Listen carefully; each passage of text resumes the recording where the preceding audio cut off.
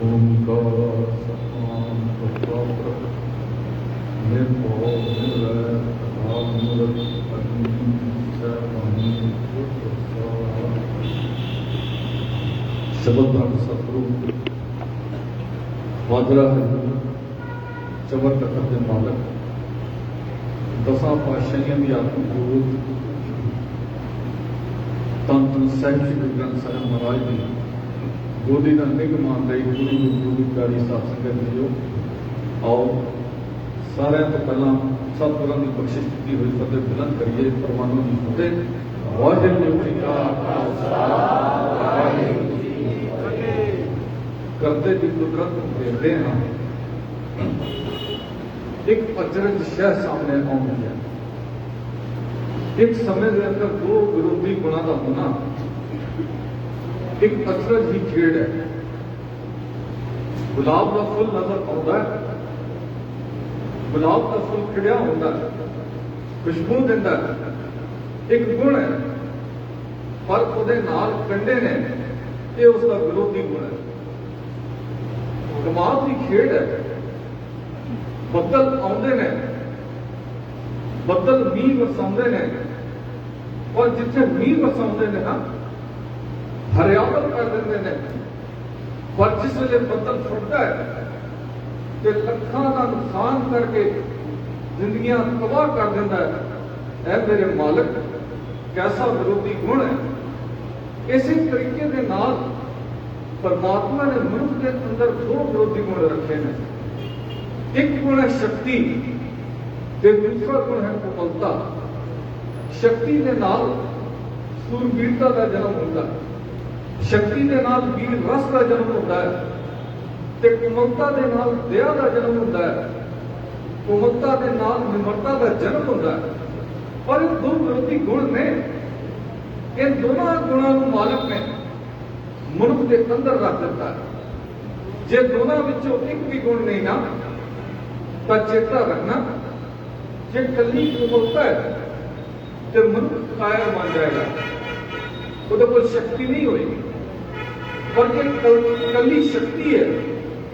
फिर मालक कहते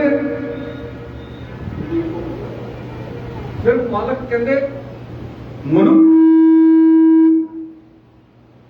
जे कली शक्ति है ते सतगुर सच्चे पातशाह कहते मनुष्य कली शक्ति के नाल तू जाबर बन जाएगा, जुल्म करने वाला बन जाएगा। इस करके तेरे अंदर दोनों ही गुणों का होना बड़ा जरूरी है। जिथे मनुष्य के पास शक्ति होवे उथे मनुष्य के कोल कोमलता का गुण भी होवे। गुरु नानक पातशाह के आगमन तो पहला मनुष्य कई वर्ण वंडा के वंडिया होया सी। मनु स्मृति ने ब्राह्मण को खिताब दे दिता, जे परमात्मा की बंदगी करनी है ना ते तेरा हक है। खतरी को हक देता, तू तलवार चुकनी है। नादर शाह अब्दाली हिंदुस्तान के ऊपर हमलावर होया। जिस वे मोहम्मद शाह रंगीले को जितया, उसने दिल्ली के तख्त पर जाके बैठा ते उसका पुत्र नासर, उसकी शादी, उसका निकाह मोहम्मद शाह रंगीले की बेटी के नाल करना तय होया। जिस वे नासर राजमहलों के विच गया ना, शहजादियां ने उसकी बंसावली पूछी है। कह लगे नासर तेरी बंसावली की है? ते अगर नासर उत्तर ना दे सकिया, अपने बाप के कोल आया, नादर के कोल कह लगा पिताजी मेरी बंसावली की है? ते अगो नासर को कुछ करता है। नादर कहते तेन सवाल किन्ने किया है? कहते शहजादियां ने मैनू सवाल किया है। कहते कल जिस वे तेन सवाल करनगियां ना, तू उन्होंने को कुछ करी, उन्होंने बंसावली की है। इस तरह ही होया। नासर गया राजमहलों के विच, शहजादियां ने कुछ किया ते अगो नासर कह लगा तुहाडी भी बंसावली की है। ते जदों दसदियां दसदियां तैमूर तक पुजियां, क्योंकि नादर ने यह गल समझा दी सी, जब वो तैमूर तक पुजन उन्होंने को पूछी तैमूर का जन्म कित्थों होया। जब वो तैमूर तक पुजियां ते कह लगे तैमूर का जन्म कित्थों होया।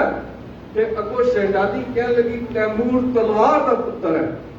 ते अगो नासर अली कह लगा जे तैमूर तलवार का पुत्र है ते नादर भी तलवार का पुत्र है। क्योंकि नादर भेडां बकरियां चारदा हुंदा सी। कहंदे नादर तलवार का पुत्र है ते मैं नादर का पुत्र हाँ, ये अधिकार केवल तलवार चलाउण वालियां नूं दिता।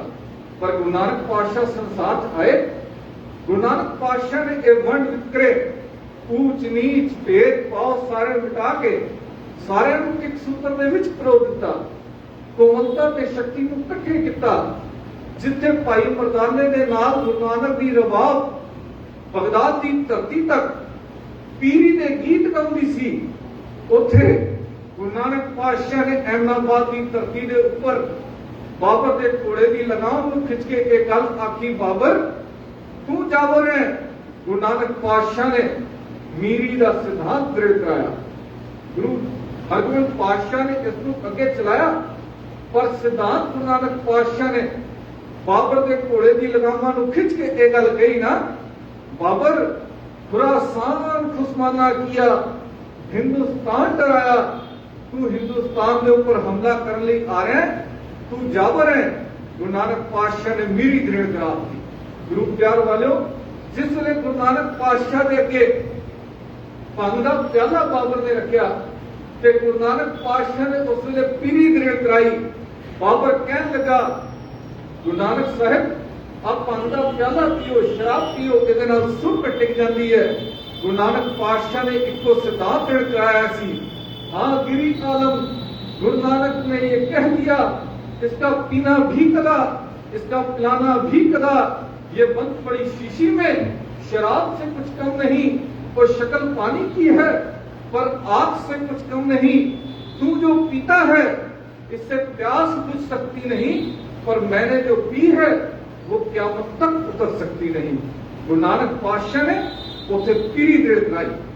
समझ चलिया गुरु नानक पातशाह ने एक गल दृढ़ कराती, दो तरह के दुश्मन ने जिन्होंने मनुख ने मारना है, चेता रखना। फिलॉसफी की गल है, गुरु नानक साहब ने दृढ़ कराता, कहते दो तरह के दुश्मन ने। एक दुश्मन है जिहड़ा मनुख ने अपने सामने खड़े हुए दे नाल मुकाबला करना। एक दुश्मन गुरु नानक पातशाह कहते तेरे अंदर है, काम क्रोध लोभ मोह अहंकार, इहदे नाल तू जित प्राप्त करनी है। ते गुरु अमरदास पातशाह ने एक गल दृढ़ कराती, नानक सो सूरा वरियाम, कहते योगा वो है, शक्तिशाली वो है, नानक सो सूरा वरियाम, जिन विचों दुष्ट अहंकार मारिया, जिन्हें होमे के तीर नूं कट के बाहर सुट दिता। गुरु नानक पातशाह कहते एक गल पहले जब दृढ़ कराई, जो तो प्रेम खिलन का चाओ, सिर तक तली गली वही आओ, इत मारक पैर तरीजे, सिर दीजे कान न कीजे। इस सूरबीरता का सिद्धांत, मीरी का सिद्धांत गुरु नानक पातशाह ने पहले जब दृढ़ कराया। मरण मुनसा सूर्या हक है, जे होए मरण परवानो। गुरु पातशाह ने एक गल दृढ़ कराती। दूसरे जामे अंगद पातशाह आए, हुमायूं आया, गुरु नानक पातशाह ने उत्थे भी गुरु अंगद पातशाह ने सूरबीरता दिखाई। एक गल आखी, सिखो भावें गिनती विच थोड़े जे हो, पर चेता रखना सच की हामी वाहिगुरू आप करता है। सच के ऊपर दृढ़ रहना, पहरा देना। गुरु अमरदास पातशाह का समा आया। गुरु अमरदास पातशाह ने जिथे शब्द गाए, जिथे पीरी का सिद्धांत दृढ़ कराया, उथे मीरी का सिद्धांत दृढ़ कराता। गुरु अमरदास पातशाह ने एक गल कही, सिख दो मुख होए रहे, पर बन आवे तो गिनती मिनती की परवाह न करे। सच की हामी वाहिगुरू आप करता है। समा गुरु अर्जन पातशाह का आ गया। गुरु प्यार वालों, शहीद होने लई लाहौर की धरती ते जान लगे ते गुरु हरगोबिंद पातशाह को बालक को दृढ़ कराउंदे होया ये वचन कहे सन, बेटा कड़े समय आ रहे हैं, वेले दियां ताकतां वधी दियां हुकूमतां सच नूं ढाउण दा यतन करनगियां, पर चेता रखना तुसी सच दी, सच ते पहरा देना है। सच की राखी अकाल पुरख वाहिगुरू आप करता है। गुरु हरगोबिंद पातशाह का समा आया। गुरु हरगोबिंद पातशाह ने जिथे मीरी का सिद्धांत दृढ़ कराया, नाग पीरी का सिद्धांत दृढ़ कराया, अकाल पुरख की सिरजना की, दो तलवारां पैणियां ते एक वार उस वेले मीर अब्दुल्ला और नंद ने गायन की, दो तलवारां बधियां एक मीरी दी, एक पीरी दी, एक अजमत दी, एक राज दी, एक राखी करे वजीर दी, ओ हिम्मत बाहा कोट कर दरवाजा बलक वकील दी।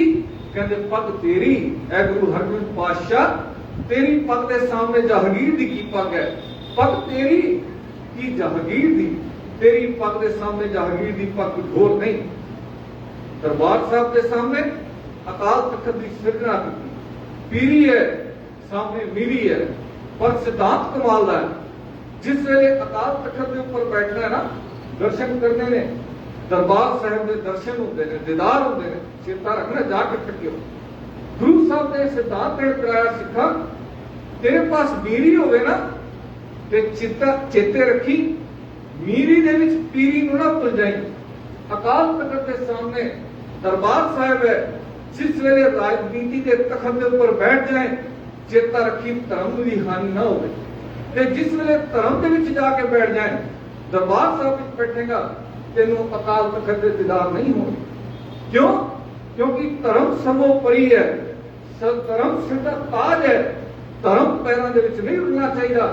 ये ना होवे धर्म के विच राजनीति आ जाए ते धर्म की हानि हो जाए। गुरु पातशाह ने सिद्धांत दृढ़ कराता, जिथे गुरु पातशाह ने यह गल सिखाई, गुरु हरगोबिंद पातशाह ने ऐलान किया, सिखो अज तो बाद तुहाडे फैसले इस अकाल तख्त की धरती ते होया करनगे। तुहानूं दिल्ली के तख्तां दे कोल जाण की लोड़ नहीं। सिखां दे फैसले अकाल तख्त के ऊपर हुंदे सन। समा चलिया, गुरु हर पातशाह ने 2200 घोड़सवार अपने नाल रखे।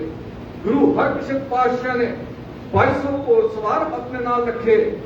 पीरी दे नाल मीरी दृढ़ कराई। गुरु तेग बहादुर साहब महाराज के सामने इन्हां को सिखां की शहादत हुई। समा कलगीधर पातशाह दा आया। अज पौंटे साहिब की धरती के उत्तर यमुना के कंढे ते बैठे ने ते अकाल पुस्तक दीआं बाणियां की रचना पे करते हैं। जाप साहिब की बाणी लिखते पे ने ते इतिहास कर लिखते ने। मीरी दृढ़ करा रहे ने, तू ही तू ही तू ही तू ही तू ही तू ही 13,000 वारी कलगीधर दी कलम ने लिखा, तू ही उस अकाल पुरख नूं चेते किया। पर जिसले मीरी दिखाउण दी वारी आई, वही पौंटे साहिब की धरती पंगाड़ी का युद्ध होया ते राजा हरिचंद हंडूरीए नूं ललकार मारी और राजा हरिचंद आ 3 वार कर ले, ये ना कहीं गुरु ने तेनूं वार करने का मौका नहीं दिता। कलगीधर पातशाह के ऊपर 3 वार किए, पर इको वार के नाल कलगीधर पातशाह ने राजा हरिचंद हंडूरीए नूं धरती के ऊपर डिगा दिता। अगे समा चलिया, मीरी ते पीरी है कि चेता रखना। इतिहास इस गल का हामी है। 1699 की विसाखी का समा आया। केसगढ़ की धरती के ऊपर एक पासे बाणियां पईयां जा रही ने ते दूसरे पासे कलगीधर पातशाह तलवार लेकर स्टेज पे खड़े ने। केसगढ़ के खुले मैदान अंदर मेरे प्रीतम की सोहनी शमशीर चमकी, वो चमकी खून पिजी, वो लालो लाल हुई, मुर्दा भारत की मानो तकदीर चमकी। कलगीधर पातशाह ने मीरी ते पीरी नूं इकट्ठे खड़े करके रख दिता। समा चलिया, वही 1604 का समा आया। चमकौर की गढ़ी है 1704। कलगीधर पातशाह अनंतगढ़ का किला खाली करते हैं। सरसा नदी के कंढे के ऊपर आए, घोड़े दियां मांगां नूं लगाम खिंचे। कलगीधर पातशाह कहने लगे, अज आसा की वार का कीर्तन इस सरसा नदी के कंढे ते होवेगा। पीरी दृढ़ कराई जा रही है। उधर अपने पुत्र अजीत सिंह ते भाई उदय सिंह नूं शहादत का जाम पीण लई भेज रहे ने। उत्थे मीरी दृढ़ कराई जा रही है। मीरी ते पीरी का सुमेल ऐसा दुनिया के इतिहास में देखने को नहीं मिलता। समझ चलिया, बाबा दीप सिंह का समा आया। 4 स्वरूपों की लिखाई आप की है भाई बाबा दीप सिंह ने।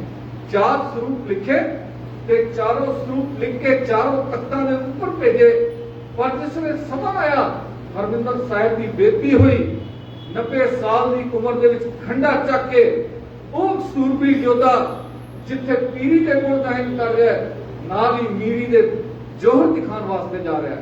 खंडा मारिया, 18 शेर का खंडा चुके वो सूरबीर योद्धा जो तो प्रेम खिलन का चाव का सिद्धांत का दृढ़ करांदा है। समझ चलिया, महाराजा रणजीत सिंह का समा आया। मिनट मेरे 2 रह गए, मैं समाप्ति कर देंगे।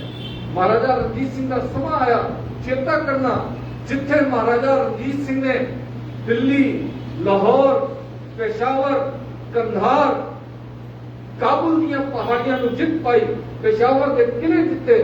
इतिहासकार ने लिखा ना, कहते ऐसी नीरी सी, कवि लिखता कहता बैठा जदों लाहौर के तखत उत्ते सबे पातशाह सबे ताकतां पैरां दे विच तै पईयां।